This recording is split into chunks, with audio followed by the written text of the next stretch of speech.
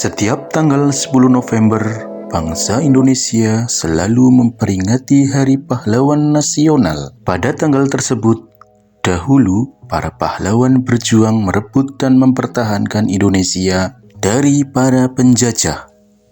Kegigihan, kesabaran, keberanian dari para pahlawan Indonesia berhasil mengusir para penjajah dari bumi pertiwi yang kita cintai. Salah satu pahlawan nasional yang berjuang memerdekakan Indonesia dari para penjajah, salah satunya adalah Jenderal Gatot Subroto.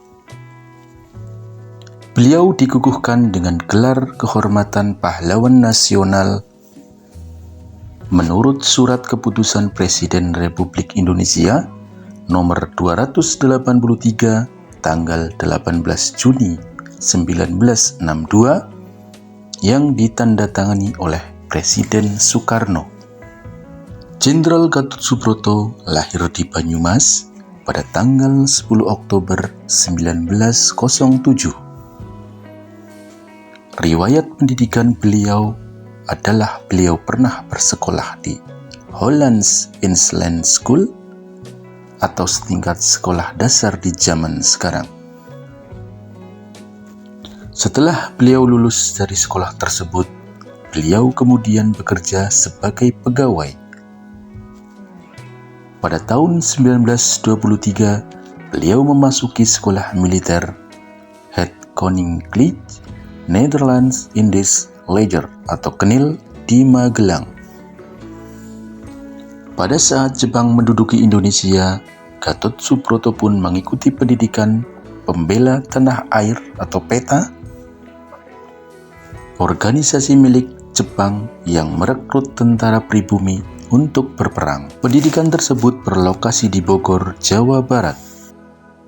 Setelah kemerdekaan, Gatot Subroto memilih masuk Tentara Keamanan Rakyat atau TKR dan karirnya berlanjut hingga dipercaya menjadi Panglima Divisi 2, Panglima Korps Militer, dan Gubernur Militer Daerah Surakarta dan sekitarnya. Pada saat meletus pemberontakan PKI di Madiun tahun 1948 yang dipimpin oleh Musso, Jenderal Gatot Subroto yang pada saat itu menjabat sebagai Gubernur Militer Wilayah 2 daerah Semarang dan Surakarta, pada tanggal 15 September 1948, beliau melancarkan serangan untuk memulihkan keamanan. Beliau pun berhasil menumpas pemberontakan PKI Musso. Beberapa pemberontakan yang berhasil beliau tumpas adalah pemberontakan Kesatuan Gerilya Sulawesi Selatan atau KGSS yang dipimpin oleh Kahar Muzakar pada tahun 1952. Kemudian pemberontakan Pemerintah Revolusioner Republik Indonesia Perjuangan Rakyat Semesta PRRI Permesta yang ada di Sumatera dan Sulawesi Utara.